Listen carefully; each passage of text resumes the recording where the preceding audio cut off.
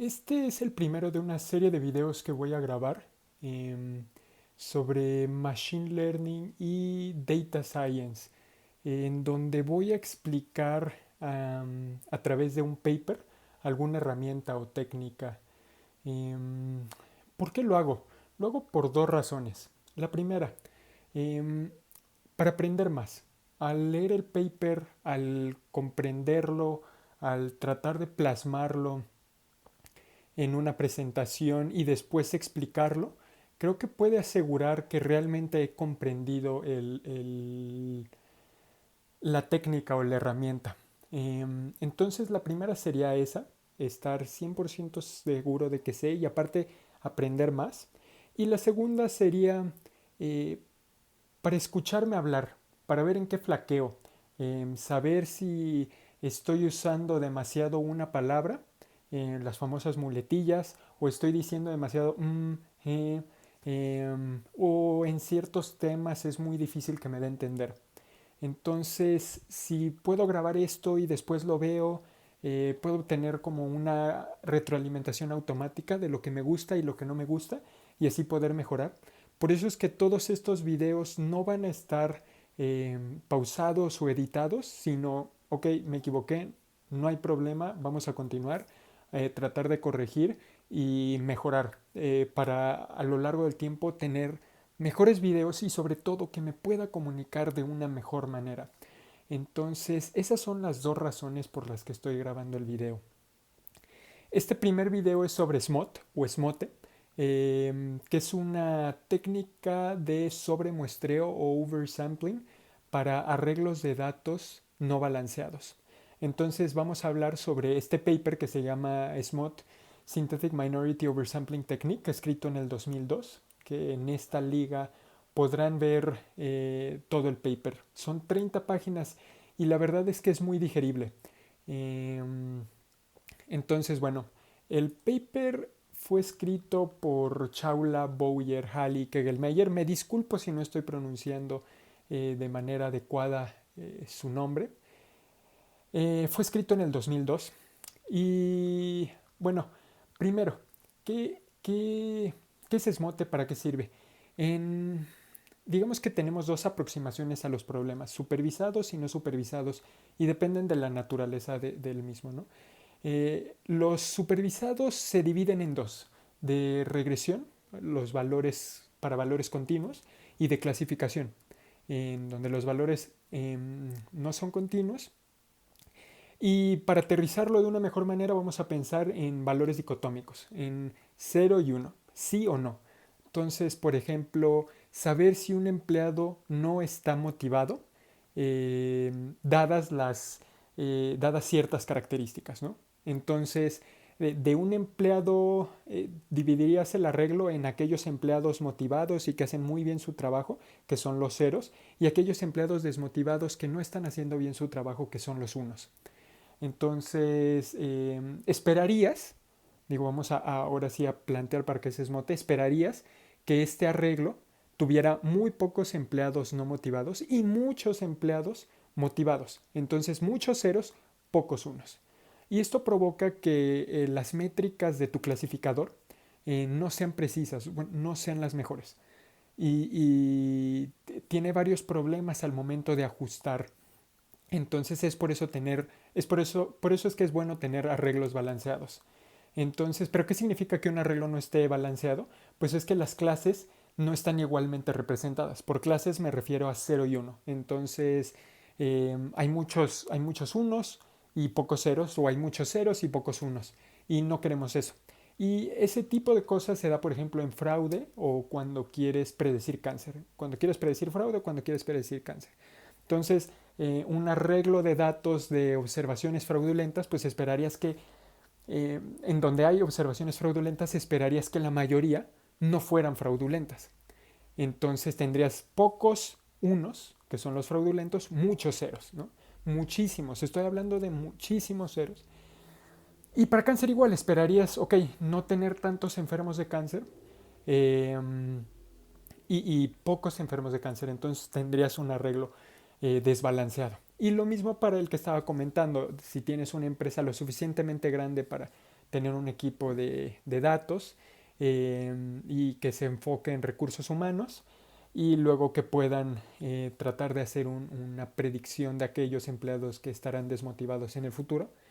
Pues bueno, tal vez la empresa sea de 2.000 personas, ¿no? O 1.000 personas. Y de esas 1.000 personas vas a tener a, no sé, 200 que están desmotivadas. O supongamos que de 2.200, 200 van a estar desmotivadas y ya se fueron. Entonces esos son completamente churn. Y bueno, entonces ahí tendrías que buscar una manera de balancearlo. Ahora, no es tan exagerado como tener 100.000 observaciones y que de esas 100.000 observaciones 2.000 sean fraudulentas, ¿no?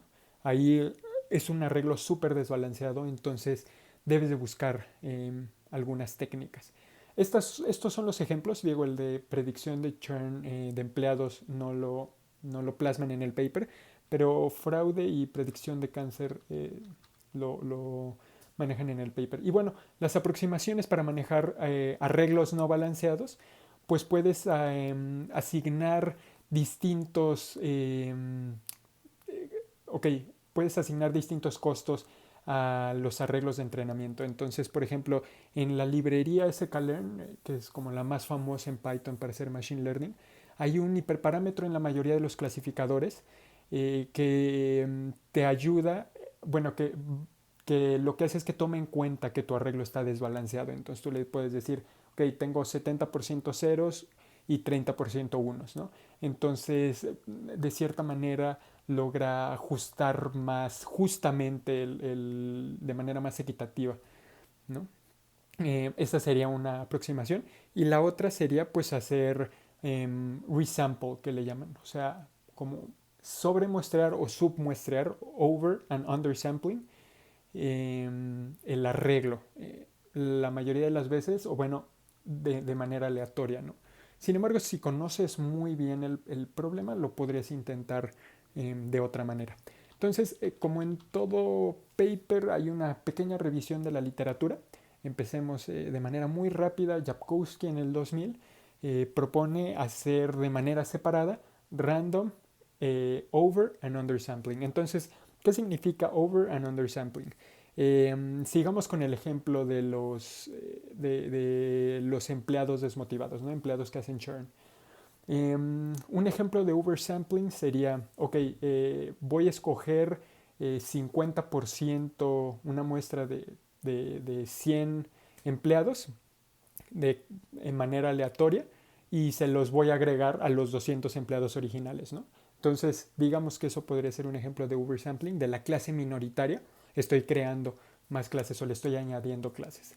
Ese es un ejemplo muy ingenuo. Puedo realmente, otro ejemplo, igual de manera ingenua y muy aleatoria, pues podríamos pensar en, ok, a la observación 1 y 2, cada uno de sus atributos los vamos a sumar y los vamos a dividir entre 2.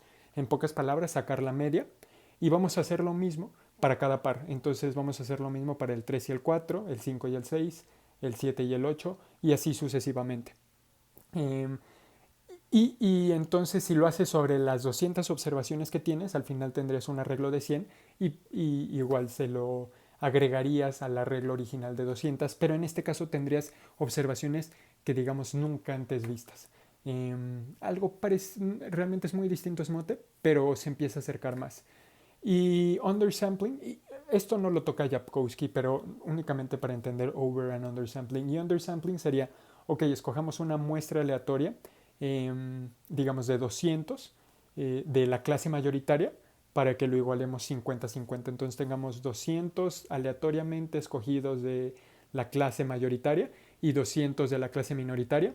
Y entonces podríamos decir que tenemos un arreglo balanceado. Y entonces lo que hace Jankowski es, ok, voy a probar over y luego pruebo under y veo qué es lo que pasa. Ling y Lee hacen lo mismo, nada más que lo hacen al mismo tiempo. Ok, hago over and under al mismo tiempo, eso lo hacen en 1998. Y Solberg en 1996 hacen lo mismo que Ling y Lee, pero con reemplazo. Y básicamente intentan que los arreglos tengan únicamente 100 observaciones, cada una de las clases tenga 100 observaciones. Entonces tendríamos 200 observaciones en total para entrenar algún clasificador, ¿no?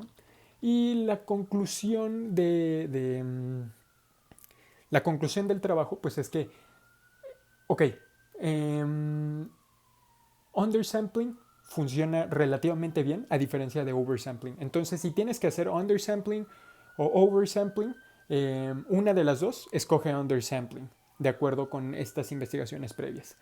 La combinación de ambas no funciona tan bien. Es mejor que nada más hagas undersampling.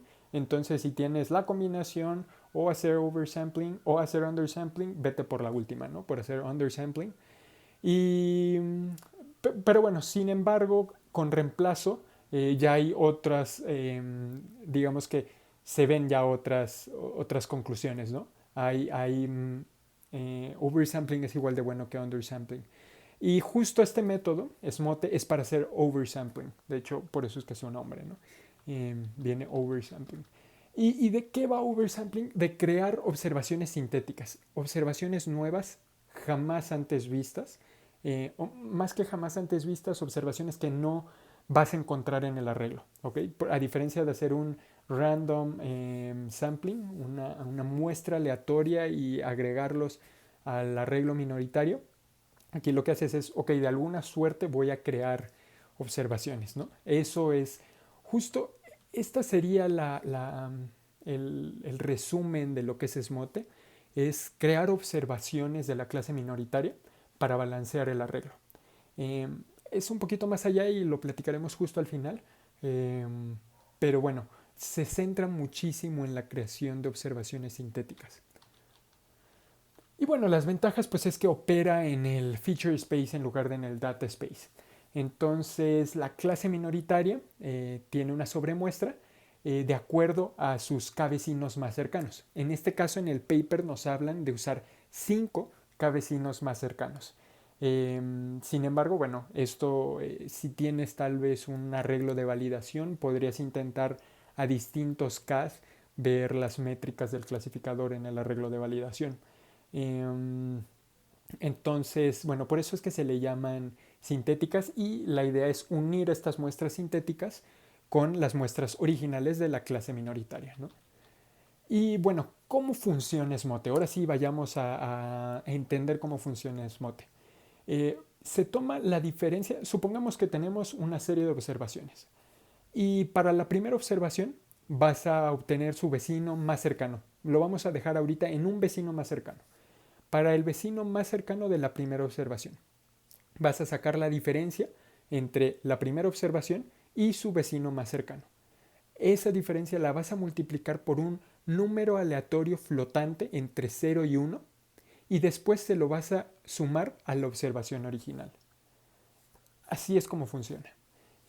Si se dan cuenta, lo que hace es que crea observaciones y estas observaciones no difieren mucho por este número aleatorio entre 0 y 1 que hace que pueda ser muy cerca a 1 o muy bajo a 1, pero al fin y al cabo es la diferencia entre observaciones muy similares. A diferencia de hacer, por ejemplo, la aproximación ingenua que les platicaba de sacar la media entre la observación 1 y la observación 2, en donde podríamos decir que la observación 1 y la observación 2 son abismalmente distintas, son poco similares y entonces estaríamos perdiendo ahí un poco de información. Y SMOTE justo balancea muy bien esto y lo que te dice es, ok, mejor busquemos las muestras que se parecen más entre ellas y creemos aleatoriamente muestras que no existen, ¿no? Así es como funciona. ¿Y cuál es el input de SMOTE, del algoritmo de SMOTE? Pues primero el tamaño de la muestra de la clase minoritaria T, que lo vamos a llamar T, la cantidad de observaciones sintéticas que buscas, en teoría es un porcentaje de esta muestra T, y el número de vecinos más cercanos, que como comentaba, proponen Chagual y los demás 5. Y aparte, bueno, el arreglo de datos, ¿no? Muy importante. Entonces hablamos de vecinos más cercanos, pero no hemos explicado bien qué es vecinos más cercanos. Bueno, puse aquí este ejemplo porque creo que lo retrata muy bien. Primero, vecinos más cercanos es encuéntrame aquellas observaciones que están más cerca una de la otra. Y para hacerlo muy sencillo, digamos que lo hacen con distancia euclidiana, ¿no? Pueden tomar otras distancias, pero igual, como les digo, para hacerlo sencillo, con distancia euclidiana, aquellas observaciones más cercanas. Es un algoritmo de lento aprendizaje. En español se les conoce como perezosos, no lento, aprendizaje perezoso o lazy learning, y solo actúa cuando tú le dices, por ejemplo, a sklearn, una vez que llamaste a Nearest Neighbors Classifier, que hagas la predicción, entonces va y busca a los vecinos más cercanos. Y se recomienda que pues sea un número impar. ¿Por qué? Veamos este ejemplo. Supongamos que la observación sea X. Entonces quiero saber la clase de X. Eh, Nearest Neighbors, vecinos más cercanos, es un algoritmo de clasificación, es un clasificador. Entonces, de acuerdo con las observaciones más cercanas, vamos a votar y vamos a ver qué clase le asignamos a esta observación. Supongamos que los triángulos son unos y los círculos son ceros, los círculos púrpuras son ceros. Entonces, la observación X, sus vecinos más cercanos son este círculo púrpura y este triángulo. Entonces, al momento de votar diríamos, bueno, pues tiene dos observaciones de clase 2, dos vecinos más cercanos de clase 0, perdón, y un vecino más cercano de clase 1. Entonces, este pertenece a la clase 0, ¿no? Que es la de los círculos púrpuras. Ahora, si tuviera 4, pues tal vez este sería el vecino más cercano y entonces ya aquí habría un empate, ¿no? ¿Y qué hacemos? Por eso es que es bueno que sean impares. Pero si se dan cuenta, al final son las observaciones más cercanas y en teoría deberían de ser las que más se parecen. Entonces, de eso va vecinos más cercanos. Y luego, este es el algoritmo que proponen en el paper Chagall y los demás, en donde esta primera parte se asegura de crear las observaciones sintéticas que tú quieres crear, ¿no? Dada que tú le pasaste un porcentaje sobre la muestra T y que tienes un número fijo de T, ¿no?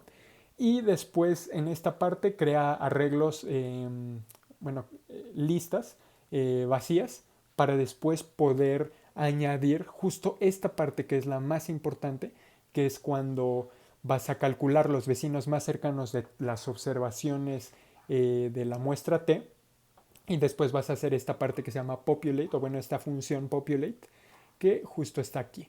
Entonces, digamos que esta parte, lo importante es esta parte, hacer populate, en donde básicamente lo que dice es justo lo que estábamos hablando.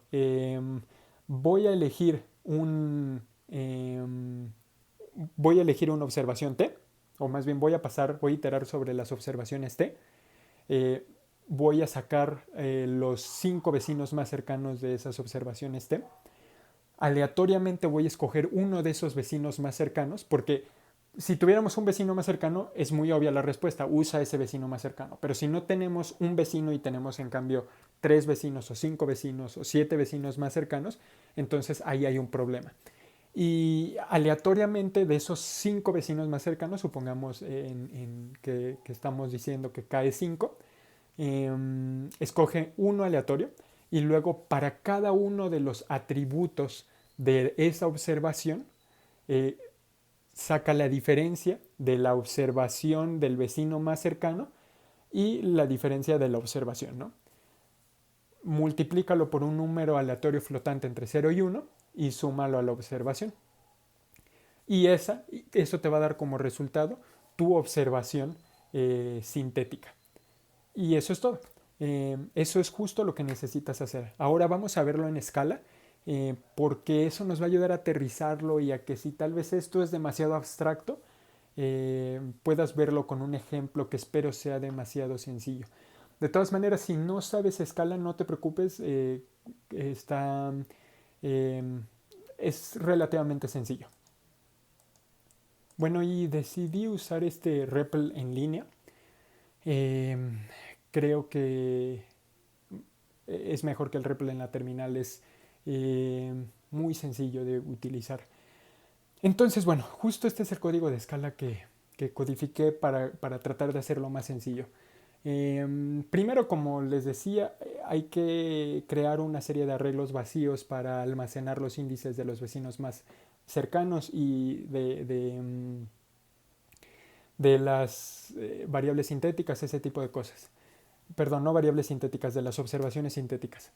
Pero primero la matriz imaginaria, vamos a crearla con val x. Eso es lo bueno de Scala. Scala te permite crear valores inmutables que al momento de programar nunca van a cambiar. Entonces eso es justo lo que te asegura Scala y, y bueno, eso es justo la genialidad.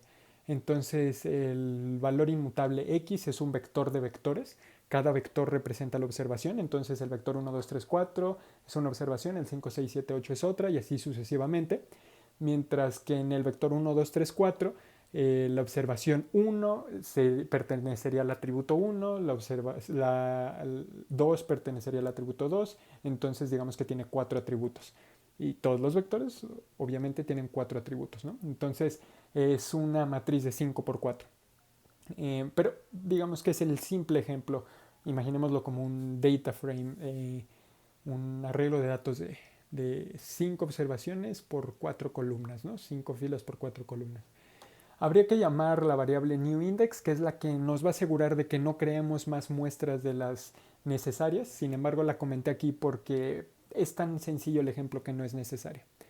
Entonces, vamos a crear la función knn, que toma como input un vector de enteros y como output saca una lista de enteros con los índices de los vecinos más cercanos, que es justo lo que veíamos en el algoritmo del paper que necesitamos hacer, crear o más bien que KNN, que el algoritmo de Nearest Neighbors, dado K, en este caso escogí 5, por eso es que te regresaría una lista con 5 elementos. Ahora yo arbitrariamente KNN haría otros procesos para calcular las observaciones más cercanas. Yo simplemente digo, ok, créame esta lista completamente arbitraria. De todas maneras, como el arreglo nada más tiene 5 observaciones, los vecinos más cercanos pues son esas 5 observaciones, ¿no?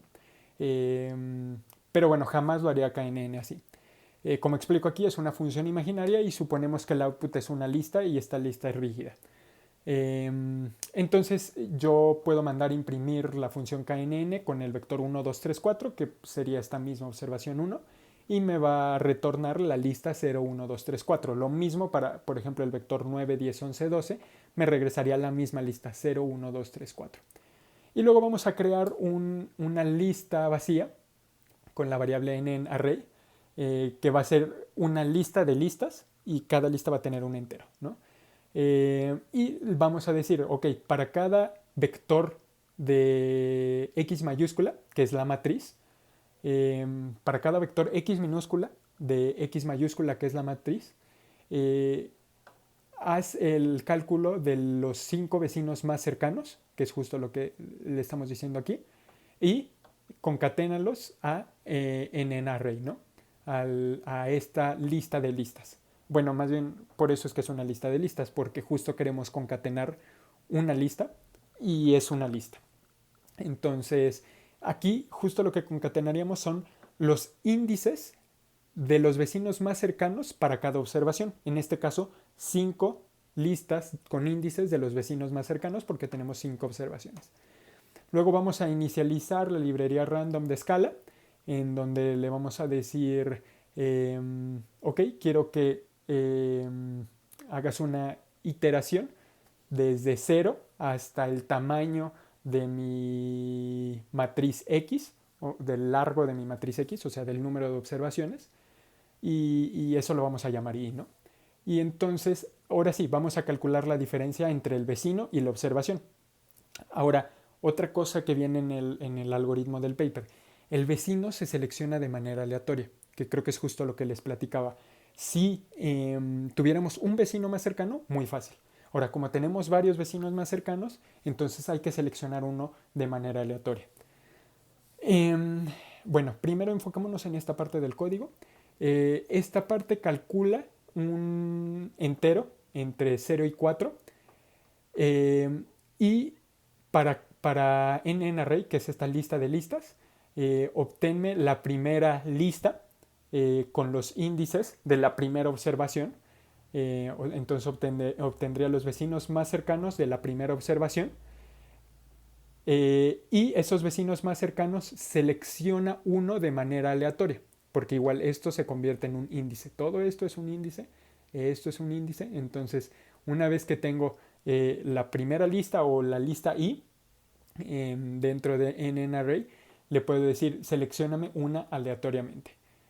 Y luego voy a crear, para facilitar esta parte de map, que ahorita vamos a ver qué es, voy a crear un arreglo de arreglos, en donde le voy a decir, esa observación I, quiero que concatenes la observación del vecino más cercano elegido aleatoriamente a este arreglo que tengo. Entonces, en el arreglo tendría otros dos vectores, bueno, tendría un vector y una lista, en donde el vector sería la observación I y el otro vector sería la observación del vecino más cercano de la observación I, ¿no?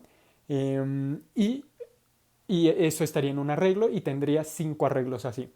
Entonces vamos a mapear eso. Como tengo un arreglo de arreglos, un arreglo con dos vectores, le digo, ok, vamos a llamar X y Y únicamente vamos a restar la observación menos la observación del vecino más cercano, ¿no? Listo. Así ya tenemos un arreglo con las diferencias entre la observación y el vecino más cercano, escogido aleatoriamente. Después lo que vamos a hacer es mapear cada una de esas listas y la vamos a multiplicar por ese número aleatorio entre 0 y 1. Ahora esto es muy importante, igual en el algoritmo lo comentan. No voy a aplicar el mismo número aleatorio a todos los atributos. Para cada atributo voy a aplicar un número aleatorio distinto. Entonces, justo eso es lo que hace. Entonces, para cada arreglo, más bien para cada atributo, un número aleatorio distinto entre 0 y 1. Y después, bueno, tú nada más te encargarías de almacenar esa nueva variable sintética creada, pero yo no la voy a almacenar, únicamente la voy a imprimir para que se vea aquí. Hago lo mismo que aquí arriba con zip, un arreglo de arreglos, en donde voy a tener la diferencia y la observación I, que es justo la que le vamos a sumar, y lo mismo, la mapeo y la sumo. Y básicamente así es como funciona. Vamos a correrlo y esperar que ahí tenemos el output. Entonces esta lista pues es justo esto, el vector 1, 2, 3, 4. Sus vecinos más cercanos pues es la lista de 0, 1, 2, 3, 4, ¿no? Y estas ya son las observaciones sintéticas, ¿no? Las nuevas observaciones, las observaciones que creamos, que justo fueron creadas aquí. Entonces, justo esto fue escala. Nada más me gustaría regresarme a la presentación para dar una breve conclusión. Entonces, como comentaba, pues lo más importante está en esta parte, en populate, en la función populate. Nada más asegurarnos de que almacenemos nuestros valores. Como comentaba, esto en escala es una versión muy ingenua, únicamente para que entiendan la intuición detrás del algoritmo. Para nada deberían de implementarlo como yo lo implementé. Está muy mal implementado, pero fue como que la manera más rápida para poder entender, ok, ¿cómo funciona? ¿Qué es esto de restar, luego multiplicar por un aleatorio? Es únicamente para asegurarnos de tener nuevas observaciones. Y bueno, aparte, Chawali y los demás proponen hacer random undersampling a la clase mayoritaria, ¿no? Completamente aleatorio. Entonces, si creaste, no sé, 300 observaciones minoritarias, sintéticamente creadas, se lo sumas a las 200 que ya tenías y luego escoges 500 de la clase mayoritaria, entonces ya sí tendrías 500 y 500. Y bueno, la única desventaja pues es que fue meditada para ser aplicada en un árbol de decisión y con los efectos que puede tener esta. Sin embargo, bueno, puedo decir que funciona bastante bien en general. Espero que eso sería todo. Espero que se haya entendido. Eh, Sobre todo en la parte del código, una disculpa si fue muy confuso. Pero bueno, si tienen algún comentario o alguna sugerencia, igual lo pueden poner en la parte de comentarios. Y estaré subiendo más videos sobre algunas herramientas y técnicas en Machine Learning.